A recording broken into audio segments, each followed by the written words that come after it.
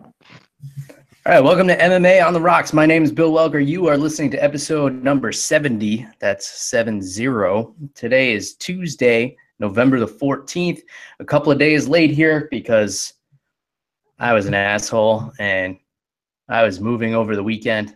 We can't blame it on my co-host broadcasting from New Jersey, Jeff the Animal Wilson. Jeff, it was my slip up this week. That, we're usually one of the first podcasts out during the week, which, because I feel like people should be listening to us before anybody else, but I don't like to be influenced by other podcasts before I kind of give my breakdown of the fights. Anyway, we had an exciting weekend of fights, a lot of action going on, a lot of big news stories. How you doing, Jeff? Bill, I am feeling a little under the weather, but as an MMA fan, I'm doing fantastic because we're coming off an awesome card. Yeah, it really was. So UFC Fight Night from Norfolk, Virginia, headlined by Dustin the Diamond, Poirier and Anthony, Showtime, Pettis. Really solid card, and it's hard to live up to the UFC 217 avalanche that was last week. A lot of people, I think, probably didn't tune in for this one. They really missed out. A really solid card up and down. I want to start somewhere that is probably pretty unlikely. I don't think anybody else would probably start talking about this, but that's with Rafael and Matthew Lopez. The reason I want to start with that fight is because you and I were talking about it, Jeff, and you said it was the only fight from the main card you don't really remember. And I feel like this is the problem with Rafael. He's one of the most forgettable fighters probably on the roster, definitely who's ever been in the top 10 pound for pound. At one time, he was easily in the top 5 pound for pound. His only loss of late to the bantamweight champion, TJ Dillashaw, and that was a decision. The guy just, quietly shows up to work, does his thing, even with a spectacular knockout that he had on Saturday night. He still is not getting the credit I feel he deserves. So I wanted to start out with Rafael because I think he deserves a little bit more spotlight. First of all, he brutalized Matthew Lopez's leg with inside leg kicks. The guy's leg was completely purple. Credit to Matthew Lopez for continuing to come forward and fight through. And Assunção often criticized for not finishing fights. He definitely finished Lopez, threw a wild flying knee, and when that didn't land, he threw some big looping punches. One of them landed. Lopez hit the ground, and then Assunção was bringing down a big hammer fist, realized Lopez was out, and he held back. Very classy move by him. And, he didn't have too much to say after the fight either, which I think is part of his problem why he's not getting the recognition. So hopefully I jog your memory a little bit, Jeff. What are your feelings on this fight, and what do you do next with Rafael Assunção? Yeah, Bill, you did jog my memory when you mentioned that he held back that last punch. And yeah, dude, it was brutal, the knockout. And all credit in the world to Assunção. And I've said this before, I love it when guys know that they have the win and they know that there's no need for any further brutal punishment. So all credit in the world to Rafael Assunção. And he called out TJ Dillashaw. I, for one, I think he's made a really good case with that knockout. So I say give them the trilogy fight. If it's for the belt, honestly, I'd like to see it. I think it's a hard fight to sell, but definitely one that, as more of a hardcore fan, I definitely want to watch. Yeah, definitely. That would be a hard one to rope in the casual fan for, especially if you're talking about a pay-per-view. And I don't think Dillashaw would go for it since he's looking for super fights with Mighty Mouse and things like that. I'd be up for a Assunção fighting Cody Garbrandt. I think that'd be a fun fight. I don't know about your thoughts on that one, but I could see that one being a title eliminator, or who knows how long until Dominic Cruz is healthy again. Assunção and Cruz would be fun. Maybe Assunção could step in if he's not injured or anything with Jimmy Rivera. Probably not when Jimmy Rivera was scheduled to fight Dominic Cruz. Maybe a little bit longer of a layoff for Assunção, but there's some fun things going on in that division. I feel like, it was just the three-way dance with Cruz, Dillashaw, and Garbrandt, but now you're adding in a few extra exciting pieces there. You got Jimmy Rivera coming up, I think 20 wins in a row, something ridiculous like that. And now you have a Sun Tzu back in the mix who, like I said, unfortunately is one of the most forgettable fighters to ever be in the top 5 pound for pound list. There was a time when Rafael Sun Tzu was considered unbeatable. So it's weird that people forgot about him so quick. So I wanted to lead off with that. Now let's get back to the way we normally do things. Start with the main event, work our way down. Awesome fight, Jeff. And I know you were a little bit tired Saturday night. I was texting you. I was hoping you didn't fall asleep for this one, but I know I think you went back and watched the next day. Just a bloodbath. So back and forth. I mean, Poirier controlled the fight for the most part throughout, but Pettis had his moments where he had some really good sweeps on the ground, and he had Poirier's back. He had some triangle attempts. It was really back and forth, really exciting, and Pettis just a bloody mess at the end of this thing. Not the greatest result in the world. If you remember the end of the fight, Pettis was kind of twisting around while Poirier had his back, and Poirier had a body triangle in, and Pettis twisted the wrong way, and I guess popped a rib out and had to tap to that. I have dislocated a rib before a couple of times. It is excruciatingly painful, and what is more painful than it popping out is having to have it popped back in. It really hurts a lot. So I can definitely feel for Anthony Pettis there, and I understand why he tapped to that pain.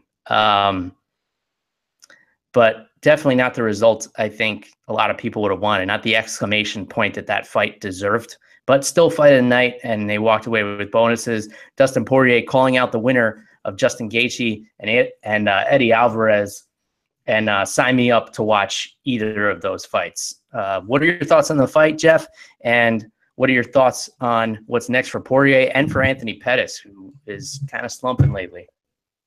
Yeah, dude. Now, I agree with Poirier, and I said this last week building up to it. I thought that Poirier was looking good as of late, and, I'm glad that he called out one of the higher-ranked fighters. I'm glad, and like you said, I'm with you 100%. I would love to see Poirier versus Gaethje, Poirier versus Alvarez.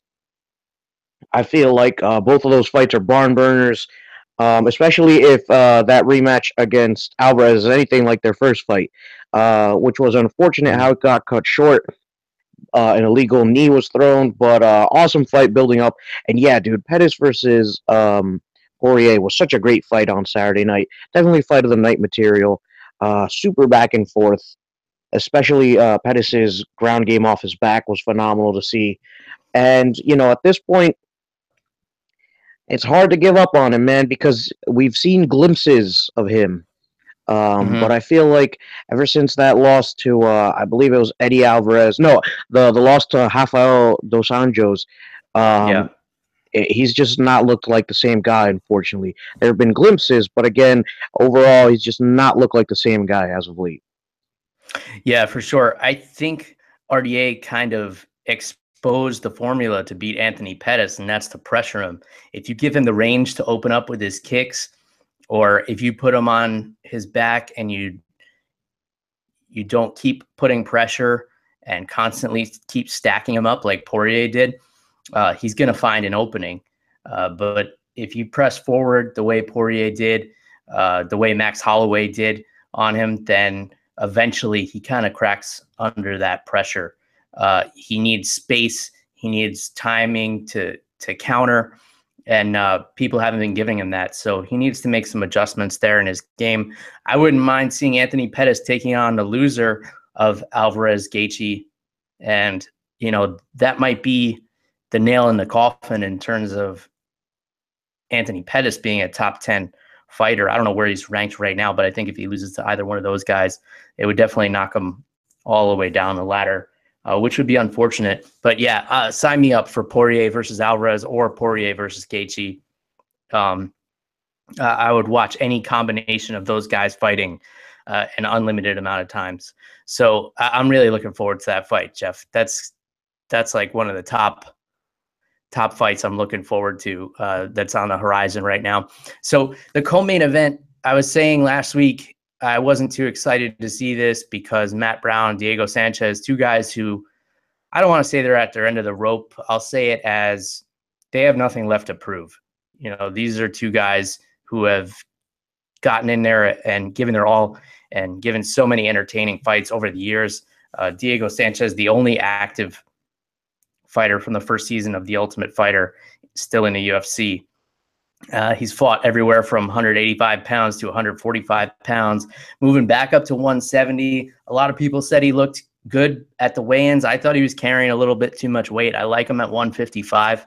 I think he's too big for 45. I think 155 is the sweet spot. Personally, I don't want to see Diego Sanchez back in there at all. If he's going to fight again, I would like it to be at 155 pounds. But, man, that was one of the most brutal knockouts of all time that he suffered from Matt Brown.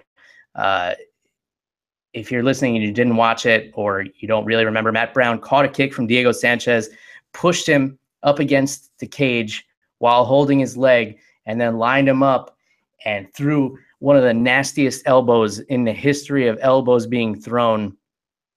And Diego Sanchez kind of turned his head as the elbow was coming in. And if you're watching on YouTube, I'm demonstrating this. It kind of caught him like behind the ear. Some people kind of saying that's illegal, but you know what? When you're getting a strike thrown at you and you move your head, I think that's fair game.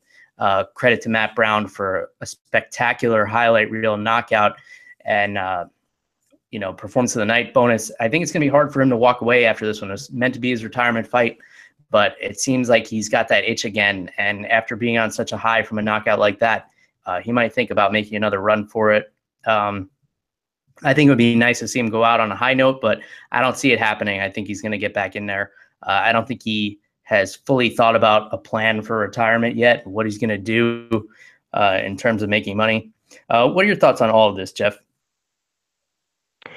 Yeah, dude. I think Matt Brown should kind of ride off into the sunset here. And, but dude, I agree. That was a spectacular finish. Absolutely phenomenal. I think that's one of the worst knockouts that I've seen Diego Sanchez suffer from, and he's a guy who's definitely got a lot of trauma to the head, a lot of what's the term for it? That skin buildup. What's it called? Callus? I'm like, kind of scar tissue. I feel like he's got a lot of scar tissue. If you notice, yeah, for sure. Yeah. So I think that. I think for Diego Sanchez, I think it's time to hang it up. Like you said, he's got nothing left to prove. He's fought in like 4 weight classes in the UFC, man. The only other person to do that, I think, is Kenny Florian. Don't quote me on this, but yeah, those guys have nothing left to prove. If they left the UFC today, I think that people would leave with fond memories of both of these guys. For sure. All right. So speaking of weight classes, Junior Albini, who came in the Reebok diaper and broke Twitter, this poorly fitting fight kit. I don't know what happened, if they misordered or if he maybe gained some weight. He came in at 265.5, which is almost over the limit for heavyweight, against an Andrei Arlovski who looked patient, looked crisp, had fast hands, and just worked the young kid over, who did not look like the hungry young kid, against the wily veteran in there in Arlovski, whose nose is still smashed like silly putty on his face, but he's still in there doing the damn thing, Jeff, and put on a pretty good performance. So every time you think Arlovski's done, he comes in there and he proves what a tough son of a bitch he is. And that's exactly what he did. His boxing looked great against, what should have been the younger, hungrier fighter. Not too many thoughts on this otherwise. Any commentary on the Arlovski and Albini fight? Yeah, I thought Arlovski looked great in there. His boxing was really crisp. He was on point, and he was working the right part of Albini, man. He was working that pudgy looking body. So he came in with the right game plan. And dude, Albini just looked like a giant New Year's baby with his massive thighs and his little arms. Yeah, I don't he know, looks dude. like some kind of cartoon. Yeah, he really did. He looked like did you I don't know, maybe this is a little because we're a little different in ages, Bill, but I don't know if you ever watched a cartoon called Captain Underpants. No, never saw it. All right, well, look him up. You'll see a picture of Junior Albini in his place. So Well, why don't you do us a favor and tweet out a picture of that? And if you want to find Jeff on Twitter, it's at @animal_Wilson on the Twitter. So maybe do a side by side of that for us. He kind of looked like Barney the dinosaur, like when you see like the big dumpy legs and like the. yeah, Albini's a guy who looks great in his UFC debut, and then they basically set him up with Andrei Arlovski, gave him a great name to put on his resume there, and he didn't show up to take care of business. So that's on him and his diaper. Cesar Ferreira and Nate Marquardt had a really competitive fight. I don't have too many thoughts on it. Split decision in favor of Ferreira. Any thoughts on that one, Jeff, before we move on down the line here? no, I thought that everything that would happen did. So good job on Ferreira, but we can move on.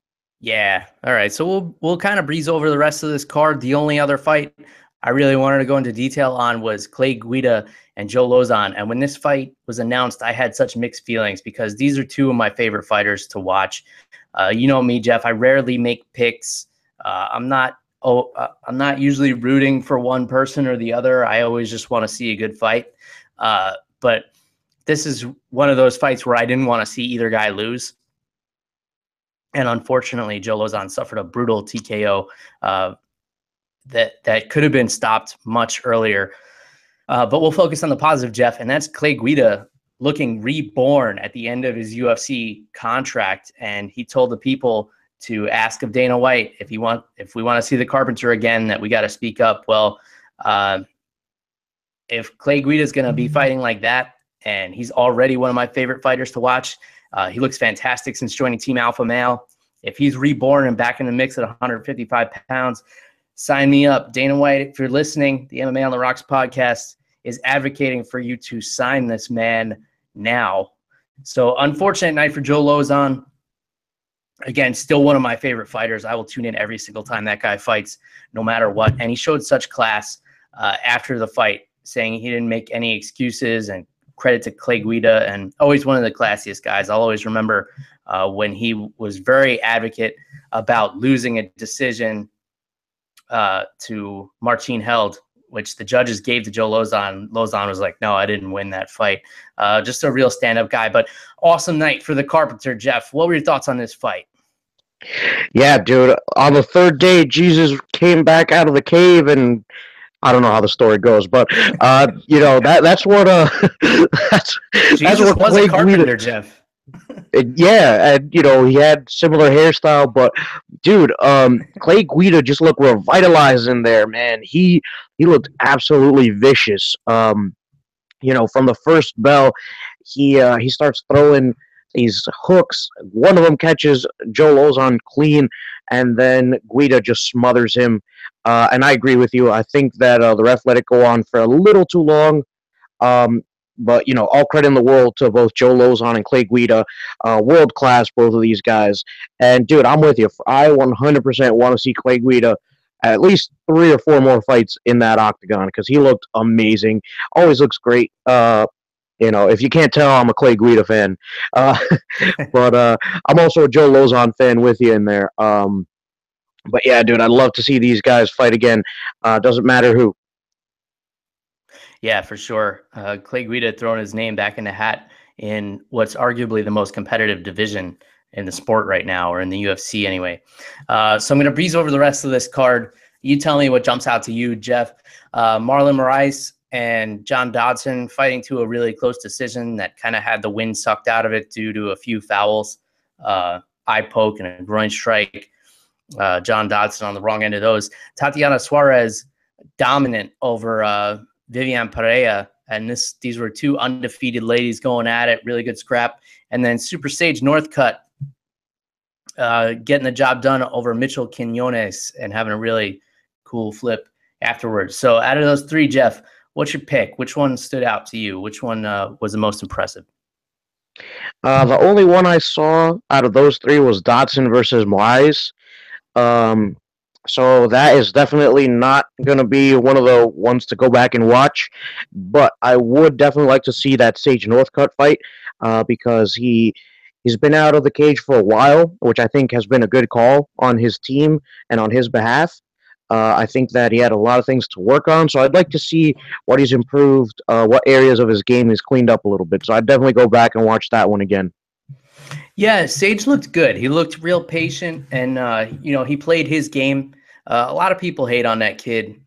I guess because he looks the way he looks, and he talks like a goody two shoes and things like that. He's like a real clean cut kid. He looks like a fucking Greek statue. So there's a lot of jealousy involved when people look like that. Seems to have a lot going for him. Only 21 years old, so he's got a bright future ahead of him, and he's a solid fighter. So I wouldn't mind seeing him get back in there again pretty soon. And speaking of getting back in there pretty soon, so one of the biggest news stories that came out over the weekend was Anderson Silva caught by USADA again. Tested positive for steroids again, which he did after he fought Nick Diaz a couple of years ago. So who answers the call to step in against Kelvin Gastelum in China at UFC Fight Night 122? But Michael Bisping, who just fought a week and a half ago at UFC 217 Madison Square Garden, now going to fight on the other side of the world against young, hungry fighter who probably doesn't belong at middleweight, but has been doing really well there anyway. Michael Bisping with what is going to be a 3-week turnaround after the thrashing he took at the hands of George St. Pierre. You have to admire Bisping's guts here, but you also have to be concerned for his brain. I don't see how this fight is sanctioned, maybe because it's overseas, but about all those elbows he took at the end of the GSP fight, and it makes me really concerned for Bisping. But credit to him. I don't think anybody could show any more balls than Michael Bisping. What are your thoughts on Anderson Silva popping hot again and Bisping stepping up to the plate, Jeff? Yeah, you got to understand, Silva's getting a little older. He's got to be like 38, 39, maybe older. Jeff. Oh shit. Yeah, so he's 42, man. I don't know how much he's got left in him, so you can't totally blame him for looking for, some extra help, I want to say. Probably not the best way to go about it, but, it's hard for me to root against Silva because I'm a big fan of his. But, that doesn't at all make it okay for him to be taking steroids. But I'll let the UFC do what it deems is the correct punishment. But for this Bisping fight, man, you got to give it to Bisping. Like him or hate him, dude's got guts, man. Dude's a fighter, which is not always the smartest thing to be, like in this case. Like you said, 3-week turnaround. We don't know how much damage he took. But unlike George St. Pierre, he was able to make the post-conference after the fight at UFC 217.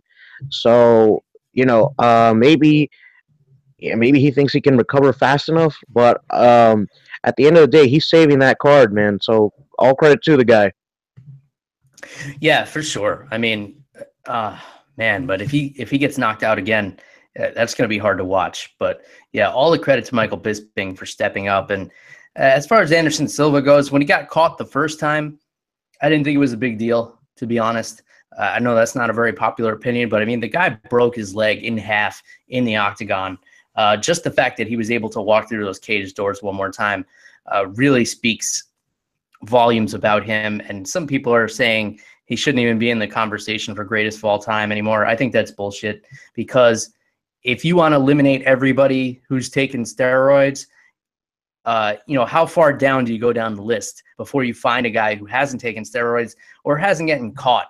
I mean, let's face it, the reality of it is almost everybody at this level is doing something that they probably shouldn't be doing. That's just the reality of the sport. Things become more stringent. There are more ways around them. So even guys who you think would never, ever do steroids or performance-enhancing drugs, they probably are. So speaking of performance-enhancing drugs, Bellator announced its heavyweight Grand Prix. They're finally going to crown a heavyweight champion. I was really excited to hear this at first, Jeff, and I looked at the lineup, and it's some of the most exciting fighters of all time. But for a heavyweight Grand Prix, I only count 3 legitimate heavyweights in here, and that's Roy Nelson, who's obviously a heavyweight, Matt Mitrione, and I forget who else is on here. Is it Fedor? That's pretty much, yeah, Fedor. But if you remember Fedor, when he fought, not the last fight against Mitrione, but the fight before that, he fought the Brazilian guy in Russia. What was his name? Bustamante? No, but you're close. So I can't remember the guy's name right now. It escapes me. But he was walking around almost like 185, 190 at that point. So Fedor definitely doesn't have the size behind him he used to. King Mo is really a light heavyweight. Chael Sonnen has fought at middleweight. He's in this tournament. Rampage Jackson is really a light heavyweight. Ryan Bader is the light heavyweight champion. We really only have a couple of legitimate heavyweights. Oh, Frank Mir is the other one. So Frank Mir, Roy Nelson, and Matt Mitrione are your only legit heavyweights in this tournament. I'm still excited for it, but then, if you look at the matchups, like if Mitrione gets in there with Fedor, we know how that ended. And then you got guys who are, some of them are practically middleweights. Like I said, Chael Sonnen has fought at middleweight before. It's still interesting, depending how the brackets look. I haven't seen the brackets yet, Jeff. I don't know if you have or not, but yeah, so pretty interesting. I was really excited about it at first. I don't know how I feel about it now. Maybe I'll get excited again when I see the brackets. What are your thoughts on this Grand Prix here, Jeff? Bill, this Grand Prix, I can't talk to you. This Grand Prix sounds awesome. You got some legends. You got some guys coming up, like in Matt Mitrione. I think it's a good call for Bellator to kind of establish their heavyweight division. But if their heavyweight division is going to have any longevity, they need to pick up some guys, man. I haven't seen anybody too impressive outside of Ryan Bader and Phil Davis in speaking of just their light heavyweight division. So they need to fill up that roster a little bit out. Yeah, for sure. And, they're clearly just going for the star power here with this tournament because you have legit heavyweights on the roster like Czech Congo and Justin Wren. Justin Wren should be a contender for the heavyweight title alone, and you don't even have him in the tournament. I understand that he's not a big name, and you just signed Frank Mir. You got to throw him in there. Matt Mitrione is looking good. Chael Sonnen's one of your biggest names, one of your biggest draws. So I can see from a marketing perspective why they did it like this, but at the same time, you want to see Bellator legitimized a little bit. Let's get 8 heavyweights together and have them fight it out. Even if somebody's not well known, maybe they become well known because of this Grand Prix. So those are my mixed feelings about it. Once it gets kicked off, I think I'll be feeling a little bit better about it and I'll get more excited. But something I am excited about, Jeff, is I picked up a 6-pack this weekend for the fights on Saturday. And I didn't get through it, obviously, because I'm having one now. I was also drinking some stuff that I brought back from Arizona. If you've been tuning in the last couple of weeks, I've been talking about how I drank my way through the state of Arizona from Phoenix to the Grand Canyon and back. So I'm going to skip this week talking about Arizona booze because I have a couple of things that haven't mentioned that I'm really excited about. But this past weekend, I picked up, Jeff, one of our staples, Sierra Nevada Brewing Company.